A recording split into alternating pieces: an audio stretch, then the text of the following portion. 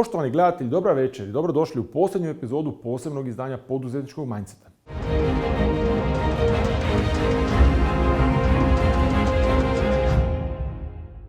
U prošloj epizodi razgovarali smo o životu i poslovanju u Hrvatskoj.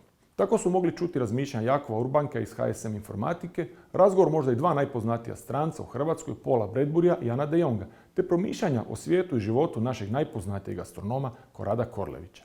Za kraj ove serije specijala sačuvali smo gostovanje čovjeka čije ime postalo gotovo sinonim za poduzetništvo. Emil Tedeschi danas je jedan od najuspješnijih poduzetnika u Hrvatskoj regiji.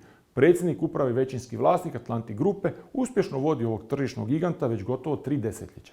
Po stažu, iskustvu i uspjehu u Australiji parira mu Manny Stul, vlasnik svjetski poznate tvrtke Toys, te prvi Australac koji je odnio titulu EY Svjetskog poduzetnika godine, nakon čega postaje i član žirija u istom programu, a zadnju godinu i njegov predsjednik.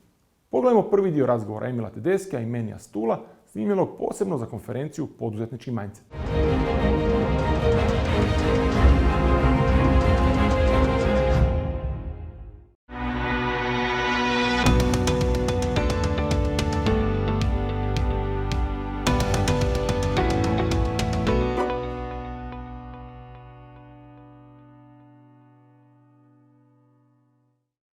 Today I have a tremendous privilege to have with us the true entrepreneur Manny Stul from Australia.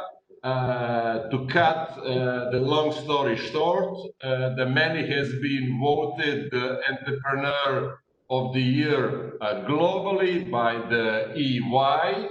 And instead of telling that the Manny is entrepreneur in the heart, heavyweight, the true billionaire, I would say we will not spend so much time of introduction. I would like you to know Manny and to learn from him the honest story, all the challenges and the key elements to make him tremendously successful, but also to feel his potential fears or question marks regarding the current COVID-19 situation for the global entrepreneur. Good morning, Manny. Good afternoon, my time, but yes, good morning to you. Thanks. Good evening, my time. It's virtually good evening. Anyhow, I'm speaking from island of Hvar, Croatia. Where are you now for the moment? Perth, Australia? No, I'm in Melbourne. You're in Melbourne. Great. Could you be so kind, Manny, and share with us a little bit about your childhood? As I learned, you were born in Europe. You moved thousands of miles distance from the place you were born to the Australia. So you're asking me about my history from day one? Yes. A little bit of your childhood. Okay, I was born in Feldafing, a place just outside of Munich, in a refugee camp after the Second World War. My parents were Polish, previously married. Lost all their immediate family, wife, husband, children, etc. And I came to them very late in life. My father was a cabinet maker, and he had his name down for America and Australia. And there's someone in Australia that asked for a cabinet maker in a particular factory. So we migrated from Germany to Australia we arrived in Australia in 1950. I see. The first 3 years in a refugee camp here, where my father commuted 100 kilometres for work to Perth. We're on the west coast of Australia. That was basically my early childhood. When we shifted to Perth near his work, when I was about 2 years old, roughly 2-3 years old, and we shared a family shared a house with 3 other families for the first 2 or 3 years of our life there. That's early childhood. And how was your experience when you were a kid? How you good pupil you were in the school? Did you like a school at all? No, I didn't like school. I didn't like the discipline. I didn't see the point of a lot of what we were being taught. So no, I didn't like school. I had a lot of fun at school, but I didn't like it. I didn't like the school. I didn't like the schooling. And where did you walk away from the school? What was your age? Well, I had a scholarship when I was 15, and then I actually left home then I had conflict with my father, and we didn't get on well at that stage. I was very rebellious. So I came back after about 2 or 3 weeks, finished school, matriculated, and left home and went to university, but not to study, to have a good time. So I had a very, very good time at university, but I didn't qualify. I had part of a law degree, I had part of a commerce degree, but incomplete.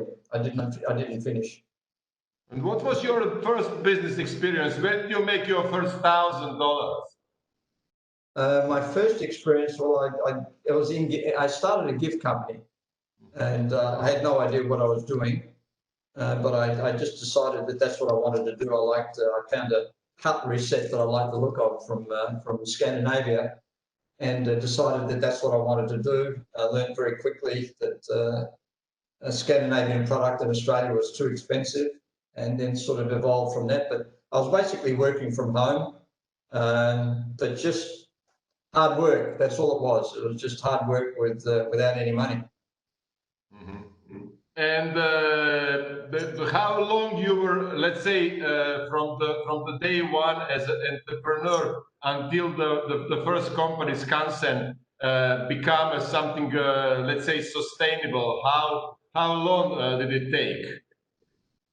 Skansen was sustainable in a very, very short period of time, because I didn't have any overheads. It was just me. It was just me operating from home. So what are my expenses? So I didn't have to sell very much to be viable. Not making much money, but in a very short period of time, I became quite successful because I did a lot of the hard yards. I had no experience. I had no mentor.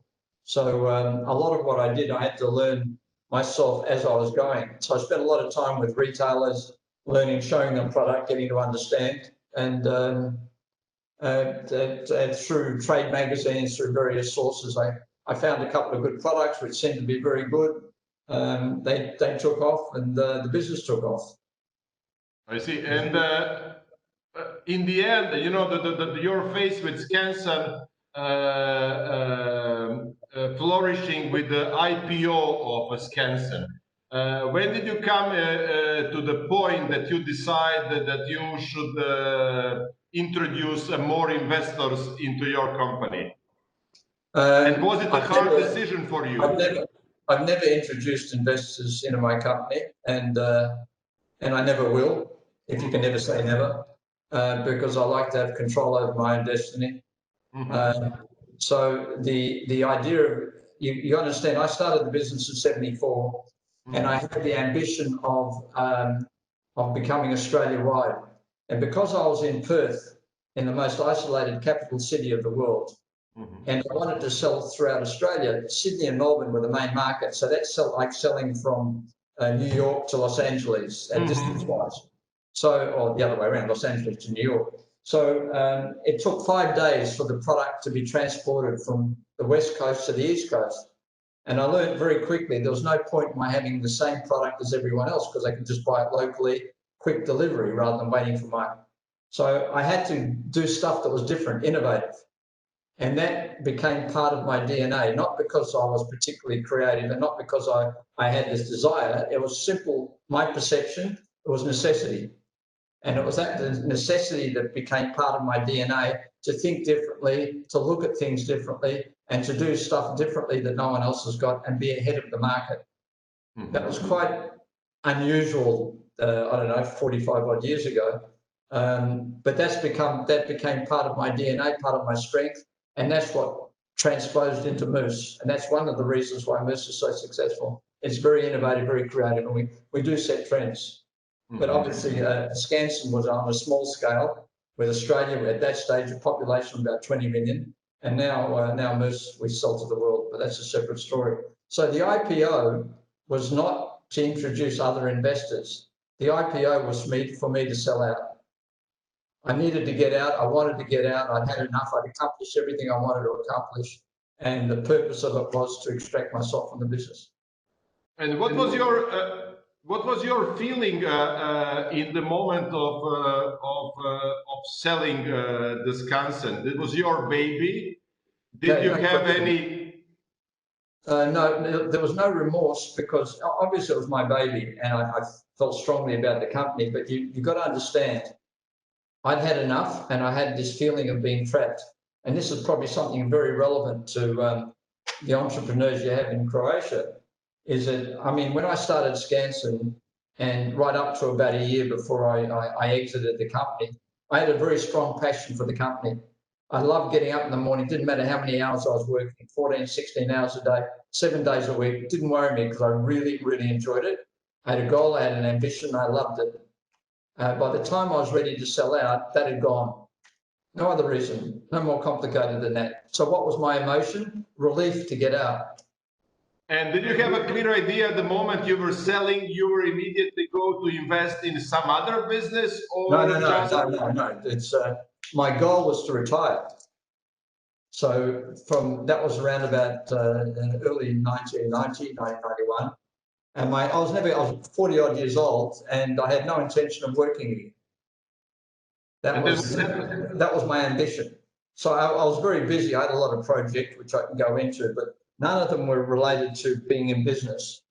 So, I can still remember many times wishing there was more hours in the day so I could continue to do more of what I was doing, which I'm happy to explain, but it's not relevant to your question. So the time that Moose came about, because I was, somebody had approached me about this small company doing about 6 million turnover, employing about 10 people, to invest in. So Moose was supposed to be an investment. I wasn't supposed to be part of it. And I invested with my ex-brother-in-law and his partner, which is a story in itself. And they were supposed to run the company with the previous owner. I was supposed to be chairman, just a third investor with them, and that was it. But things went very wrong between the three of them, which I can go into, it's not relevant. And I ended up buying them out. And I shifted from Perth to Melbourne to fix the company up and sell it off. So there was no ambition, there was no desire to get back involved in the business world. So have no illusions about the fact that, I sold one company and then I was going to start up another company and I was going to get involved in that. That's not how it transpired. And in the meantime, just as an investor trying to save the company and mess what happened inside, you involved yourself deeply into the operations. Correct. And reluctantly, I might add. And if you can measure intensity of involvement and the passion today with the Moose toys, and previously in your first life with the Skansen, how you will compare these two situations? Oh, you must understand that my basic nature is very competitive, and a lot of my energy up to the age of 40, 45 went into sport, which I can go into as well, but it's not relevant now. So how do I compare my passion in Moose versus Skansen? The passion is still there because of that desire to be successful and do your very best. But the very big difference is that everything was on my shoulders at Skansen. And here at Moose, particularly in the last 4 or 5 years, we have a lot of really talented people that do a lot of the work. We have guidelines, we have culture, we have expectations, the way we do things, but there's other people that are doing it, not me. Just in the few sentences, can you explain to our audience, which is maybe not familiar with the moose toys, how large is the company today? Well, we employ somewhere between 500 and 600 people, mainly involved in product development, engineering, design, creative, packaging, etc. We've got offices around the world. We've got a big operation in Hong Kong and China, mainly to do with shipping and engineering and quality control. There's no creative work that goes on there. All the creative work is out of Melbourne. We've got an LA office of about 60 odd people, mainly marketing and sales. We've got a UK office that company we bought about 2 years ago, I think, 3 years ago, which has been very successful, 60 odd people there.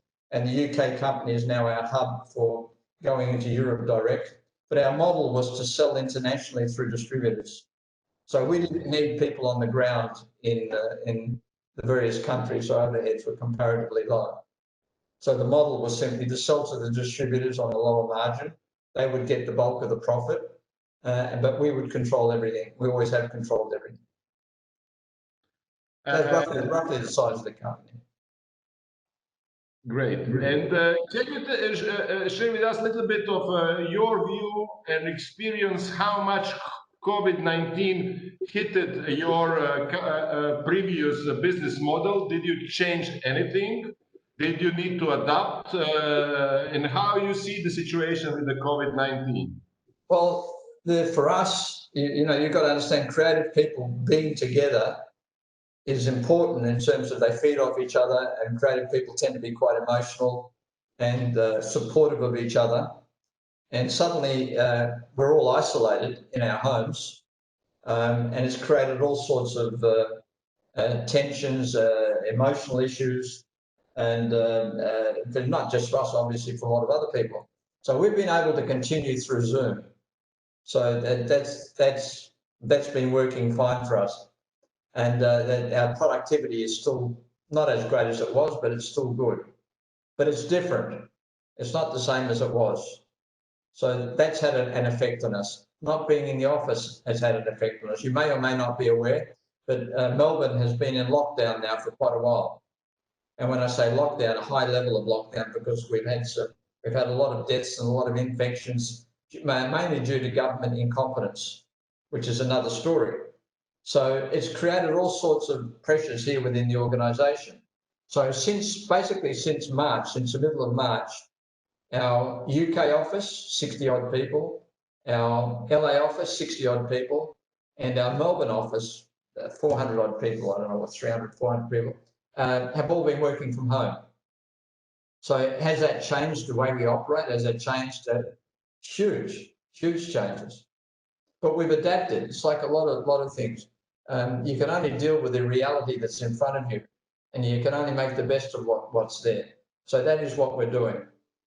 And what about the consumers? Do they buy regularly the toys? Do they buy more or do they buy less? Well, in Australia, certainly they bought more. And in America now, they've bought more. Europe is a basket case, by the way, on toys, for a variety of reasons. But in Australia and America, which is our main market, of course, America has been very strong. But what has happened, if you ask me the effect of what's transpired, is online, which you don't have to be a rocket scientist to know that the online thing is huge. And Amazon's become a lot stronger. Walmart has become much stronger online. Target have done a fantastic job of click and collect, where you order the product online and you drive to the store and somebody will put everything in your car, so you don't have to. There's no contact. That's Target's done a brilliant job of that. So in reality, the American toy market has actually gone up, strange as it may sound.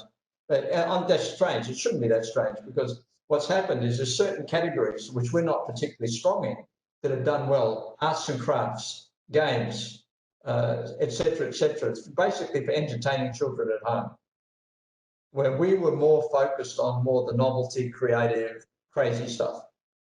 And tell me how someone who is 70 plus, don't get me wrong, can be the ideal person to decide what would be the next new toy for the 5-year-old girl. Listen, if I was subject to being personally insulted, you just did a very, very good job. And it's experience. You know, we know from experience about what resonates, and it comes from years and years of experience. I don't think age is a criteria, and the reason for it, you know, we call it WOW, W-O-W, and that is that if you look at something and you go, wow, that's incredible, that's a great starting point. And if we don't go, wow, when we look at new product we're developing, we don't continue with it. So our standard of innovation, our standard of creativity is so far ahead of most other people because it's a total focus on us. So we're not dealing with the same stuff that everyone else is doing the day in, day out, et cetera, et cetera. So when you mentioned the 70-year-old, and I'll come back to that, not that I'm insulted in any shape or form, we've got a team of people that know this stuff, that are good at it, et cetera, et cetera. And they've been educated as part of the part of our process of what to look for, what's different, et cetera, et cetera. So it's not. It may sound like everything else. If you're not an expert in the field, it seems and looks difficult. But if you have a look at any industry, any business, anyone, if somebody's an expert in that area and you're not, the chances are you're going to say, how on earth could they possibly succeed? I mean, and everyone's an expert when the product's out in the marketplace, not just in toys and selling. Everyone's an authority. But prior to that, even our buyers, even some very astute buyers, they don't get it. They just don't understand why something is so unusual and so different. And a lot of time it's experimentation. You put something out in the marketplace and it doesn't, you're 100% sure it's going to work, but it doesn't. And other stuff you think, oh, it's unusual, it should work. And suddenly you can't believe it. It's suddenly taken off like a rocket. But that's no different from any other innovative product. It doesn't have to be just toys. Just for my curiosity, do you have any data? What is the percentage of the toys which are focused on the kids, which are bought by the adults for themselves? That's a very good question. That's not something that we're focused on. I mean, what we do, it should be some percentage. What we do focus on is that, especially for higher priced items, that it's a parent buying it for the child. This for sure, yes. Impulse, you walk down the aisle and there's something for $5 or $3, and the child's calling out for it, the mother will buy it without hesitation. But once you get to, $40, $50, $60, the parents are involved and they are part of the decision-making process. But do they buy it for themselves? And could they? We've got a product now that we believe parents will probably buy for themselves. It's a very unusual, very innovative product that could possibly win Toy of the Year. So unusual, but it's of the nature that parents would buy it for themselves. But that's not a strategy on our part. That's not our focus. Our focus is simply 4 to 10-year-olds, maybe 4 to 12-year-olds now.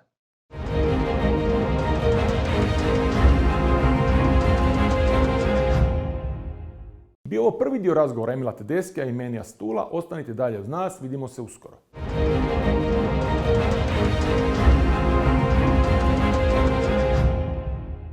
Dobrodošli natrag u posljednju epizodu posebnog izdanja poduzetničkog mindseta na kojem donosimo najbolje rezove sa istoimene konferencije.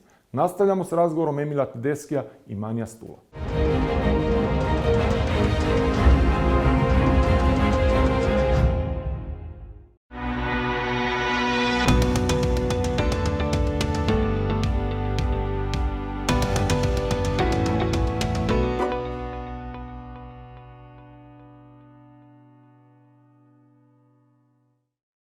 The one question when anyone is talking to the successful people and individuals, what was your feeling the moment you became a billionaire?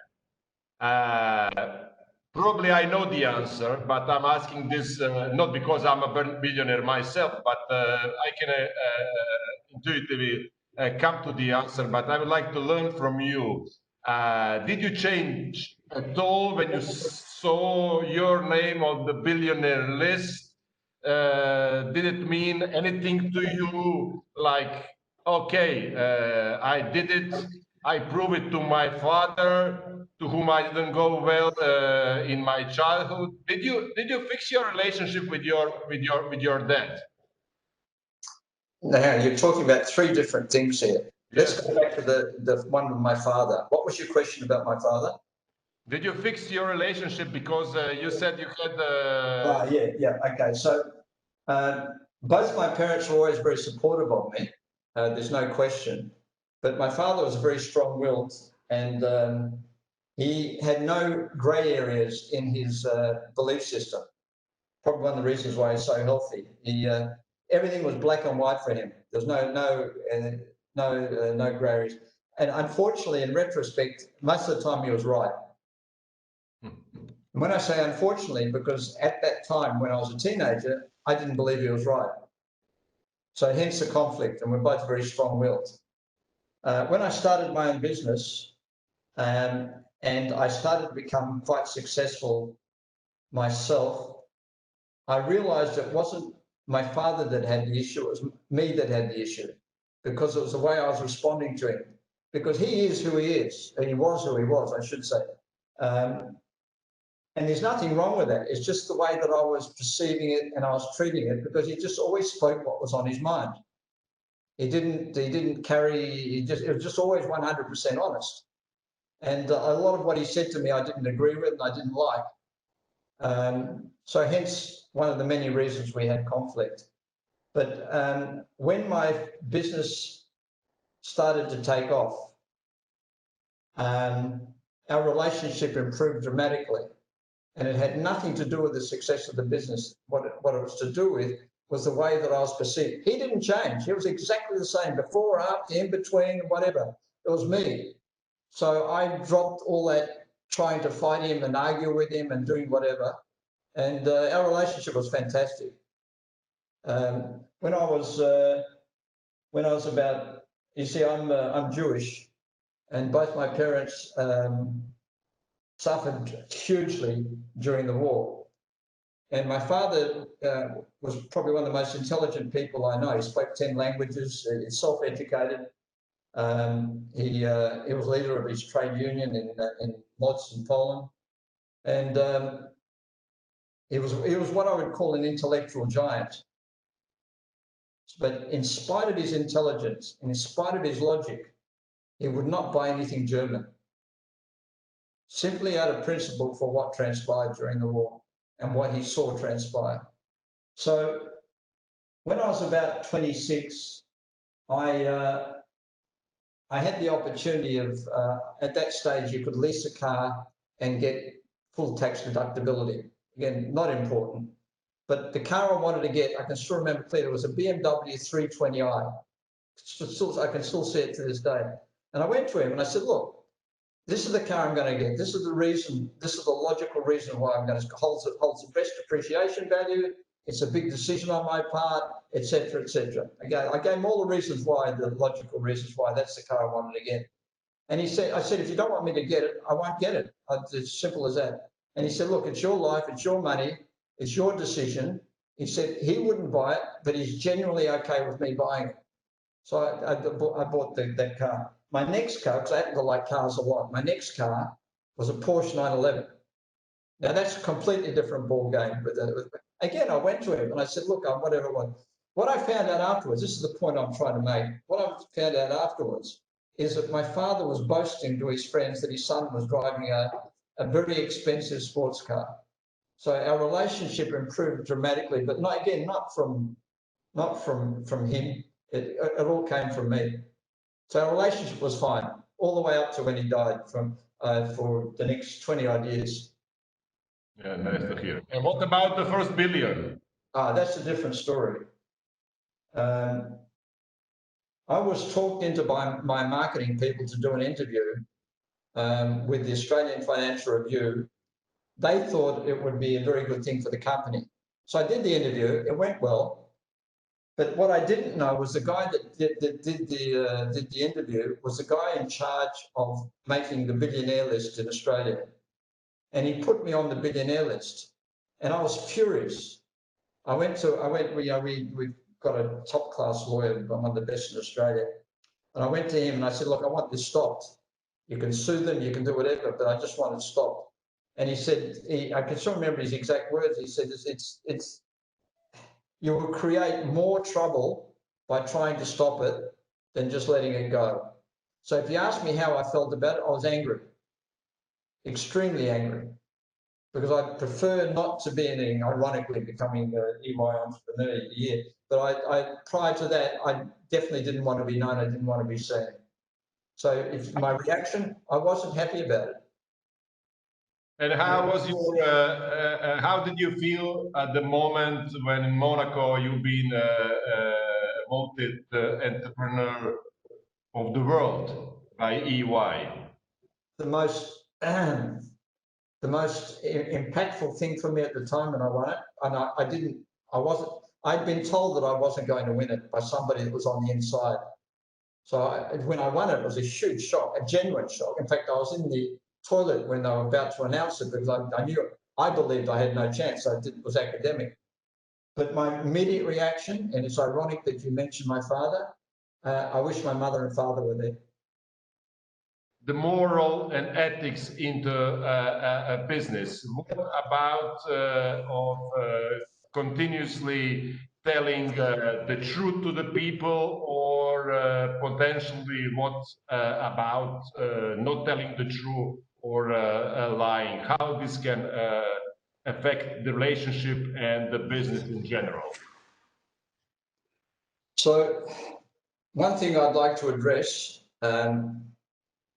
lessons that I've learned in business. I think one of the very early lessons I learned was the importance of honesty and integrity. Now, when I started my gift company in Perth in Western Australia, I wanted to sell all over Western Australia to start off with. And Western Australia is huge, it's bigger than most countries. It's a massive area. If you look on the map, it's like 3,000 square miles. So there's a lot of country towns of 5,000, 6,000 people. And I wanted to sell giftware into them, and I had no idea how to do it. So I would ring the local phone operator and ask, where would you go for giftware? Most of the time in those small towns, it was either a chemist or a pharmacy, a newsagent that would carry an area of giftware. So I would get in contact with the #1 place in town, and I'd develop a relationship with them over the phone. And what I learned very, very quickly, and it took me like 5 minutes to learn it, I wanted these guys to buy product from me on trust. I want them to trust me completely. So I learned very quickly, if I want them to trust me, they have to believe that I'm 100% honest. So the moment that, and this is my lesson, I was always very, very honest with these guys. And this is my lesson to you. The moment that you lie to somebody and you get caught, that trust is lost forever. The relationship can continue, things can keep going on, but somewhere in the back of their mind, they don't entirely trust you. That was imperative for me for that to occur. That became part of my DNA, and I've transmitted it. Certainly, I transmitted that throughout the company in my gift days, and it's certainly been transmitted through the 550 odd people at Moose. And everything comes from the top. And if they understand that there's a clear-cut cultural way of doing stuff, everyone's on the same page.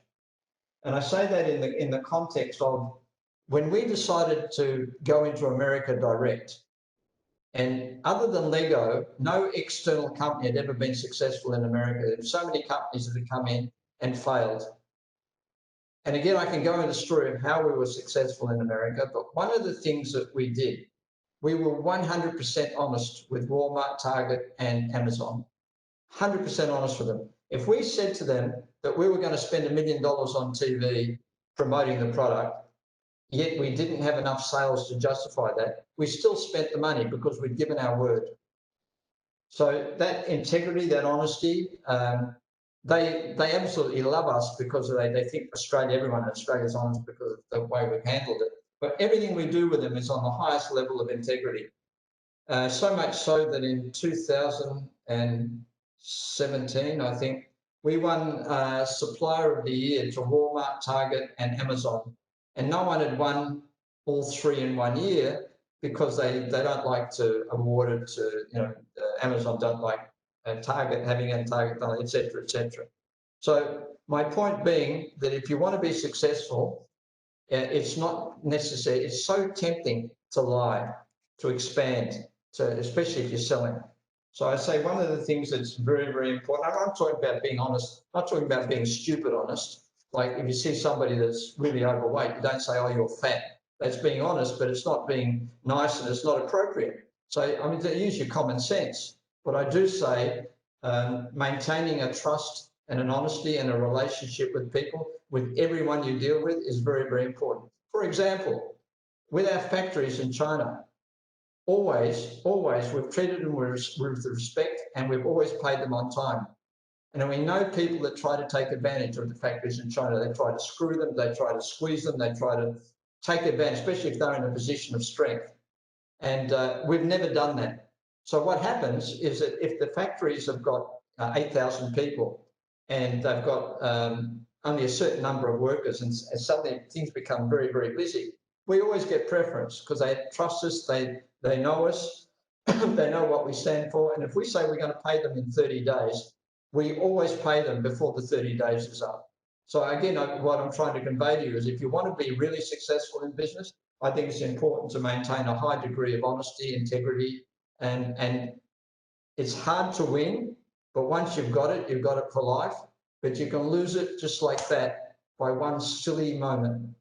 And even with relationships, and I say that with tongue in cheek, if you're in a relationship with somebody, your partner, wife, husband, girlfriend, boyfriend, etc., and you cheat on them, and it goes on all the time, I know that. But if you cheat on them and you get caught, there is no way they're ever going to trust you again. You'll stay together for a variety of reasons: children, finance, habit. I can go on and on and on the reason why people stay together, but that's never the same, ever. So just bear that in mind. It's I think it's a very, very important lesson if you want to be really successful. And life's easier. It's so uncomplicated. You don't have to worry about who you said what to and did you lie and do it. If anyone asks me anything, I know I can always say exactly what's on my mind because it's the truth. I don't have to try and think, did I say that? Did I expand those numbers? Was it bigger, smaller, etc., etc.? So that's, I just think it's important that you know that. The other thing, perhaps, that a lesson is culture. You have to look after your people. You've got to treat them with the same degree of respect that you expect yourself. I know it's in all the books and all of whatever it is, but it's the actions that are important. The words and the behaviour, the words I'm talking about, and the doctrines that you have are meaningless. It's your behaviour that's important. So you treat your people with respect. You treat them as you would expect to be treated. And make sure that they believe in your vision as much as you do. And maybe the last question, because they are telling me that we are running out of time, and I think that the audience will appreciate that we extend a little bit the conversation. It is about your position now in the global EY jury,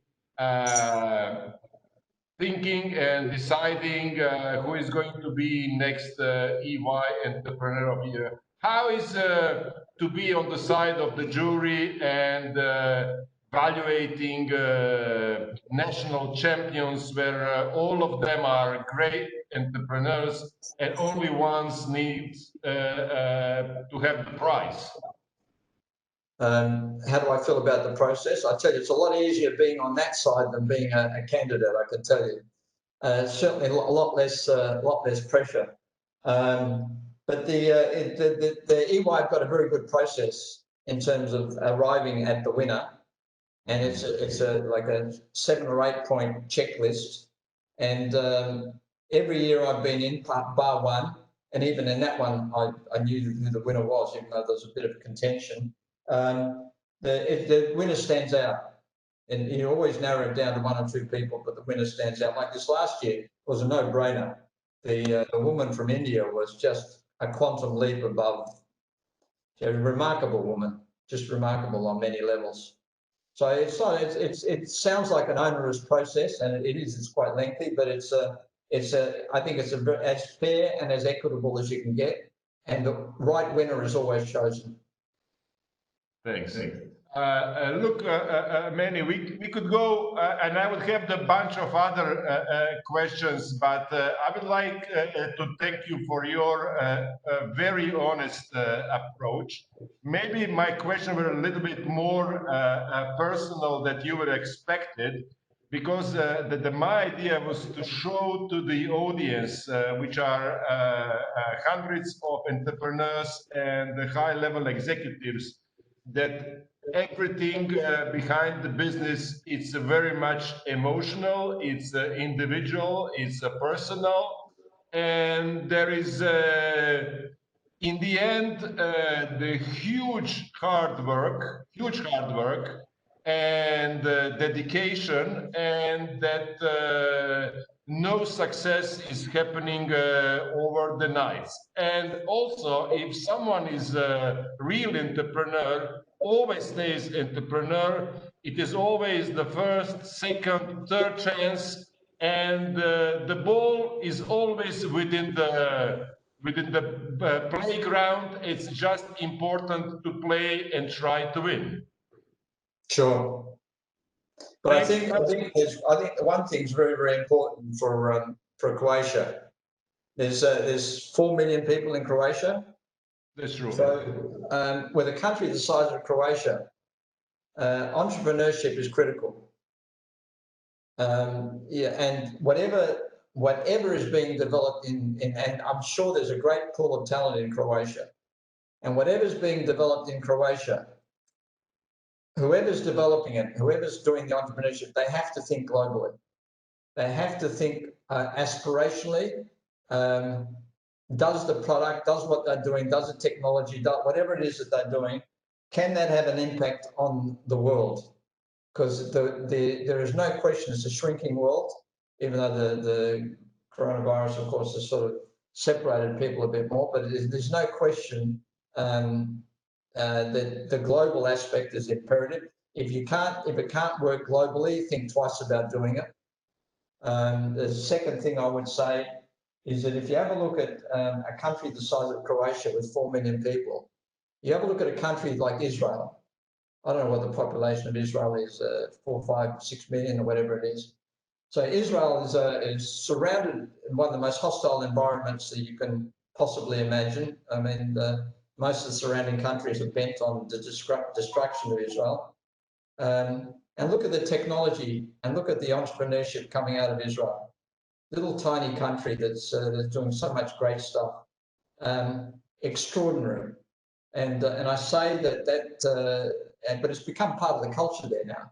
It's like, you know, and the culture now is that, you know, I visited there a few years ago, and the culture there now is that if you have to fail 1, 2, 3 times before you really succeed. And they're accepting it that way. If you look in places like America, you know, if you fail, then you're tarnished with a brush of that you're a failure and whatever. But in Israel, it's a mark of honor. It's just part of your learning process, part of your evolution, and until you end up striking it hot. And there's most of the people I spoke to in Israel that have been very successful on the entrepreneur side of it and innovation have been very unsuccessful prior to that. They've had businesses that have failed and so on. So all I say is that I think it's very important for a country the size of Croatia to be innovative, to be creative, and to think globally. I re-emphasize the global aspect of it. Thank you. Ladies and gentlemen, dear friends, Manny Stul.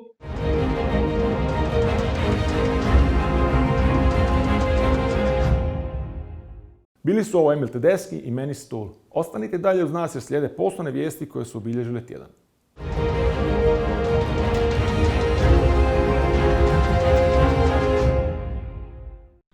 Europski parlament traži donošenje modernih pravila za internetske platforme i trgovine, uključujući i obvezujući mehanizam za suzbijanje nezakonitog sadržaja na internetu, kako bi zakonodavstvo Europske unije išlo u korak s vremenom. Naime, postojeća direktiva o elektroničkoj trgovini, koja je temelj digitalnog tržišta, donesena je prije 20 godina, te ju je potrebno prilagoditi novim okolnostima poslovanja na internetu, istaknuli su zastupnici. Prijedlozi za koje se zalažu uključuju zahtjev da nova pravila budu obvezujuće i za poduzeća s poslovnim nastanom izvan Europske unije, ako su njihove usluge namijenjene europskim korisnicima ili potrošačima, te da pri kupnji na internetu treba vrijediti isto pravilo kao i u tradicionalnim trgovinama. Što je nezakonito izvan interneta, treba biti nezakonito i na internetu. Europarlamentarci su zatražili uvođenje novog načela upoznaj svoje klijenta, koje bi obvezivalo platforme da provjeravaju tvrtke što se koriste njihovim uslugama, te da sprječavaju prodaju nesigurnih proizvoda ili širenje dezinformacija. Predlažu i nova pravila za sprječavanje nefunkcioniranja tržišta zbog velikih digitalnih kompanija koje trenutačno diktiraju uvjete i za potrošače i za svoje konkurente, a žele i korisnicima dati veću kontrolu nad time što vide na internetu, odnosno omogućiti im da u potpunosti odustanu od prilagođenog sadržaja te da budu manje ovisni o algoritmima. Kako bi se osiguralo poštovanje novih pravila, zastupnici predlažu procjenu mogućnosti osnivanja europskog tijela koje bi bilo nadležno za nadzor i određivanje kazni.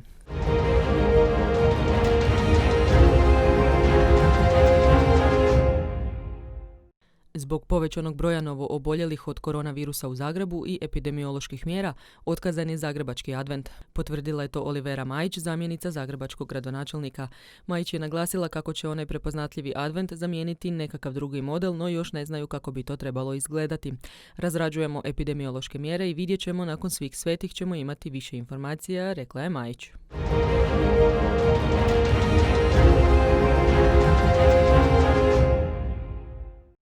Samsung Galaxy Z Fold 2 5G pametni je telefon uz kojeg možete multitaskati lakom kontrolom rasporeda zaslona i istovremenim otvaranjem više datoteka iz iste aplikacije.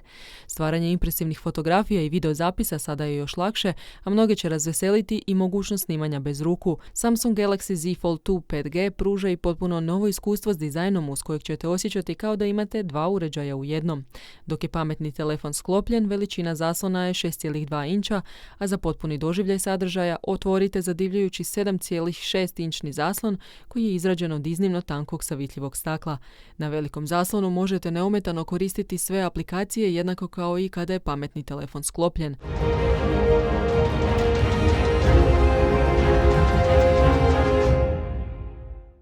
U novom broju časopisa Poduzetnik pročitajte ostvaruje li se upravo ovih dana ona kineska da Bog da živio u zanimljiva vremena. Sadržaj obiluje intervjuima sa zanimljivim ljudima, mudrim mislima rođenima u koroni, kao i odabranim temama koje su za poduzetnike ovog doba neizbježne. Kako se postaviti u novonastaloj situaciji, kada ćemo prestati govoriti da je nešto odgođeno zbog pandemije, dolazi li vrijeme neke nove ekonomije, imamo li prave uzore u društvu, koliko danas vrijede informacije i koliko je važno povezivanje po zajedničkom mindsetu. Umrežite se s uspješnima i ostanite na izvoru poduzetničkih informacija uz časopis Poduzetnik i sve naše projekte s oznakom kvalitete Poduzetnički mindset.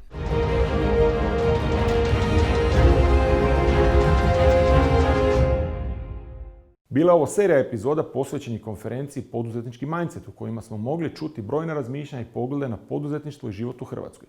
Budući da je misija ekipe koja razvija časopis Poduzetnik, emisiju Poduzetnički mindset, kao istoimenu konferenciju činiti poduzetnike liderima društva, nastavljamo dalje još jači. Zato nas pratite dalje putem društvenih mreža kao i web stranice poduzetnik.biz. Hvala vam na pozornosti, vidimo se ponovo uskoro.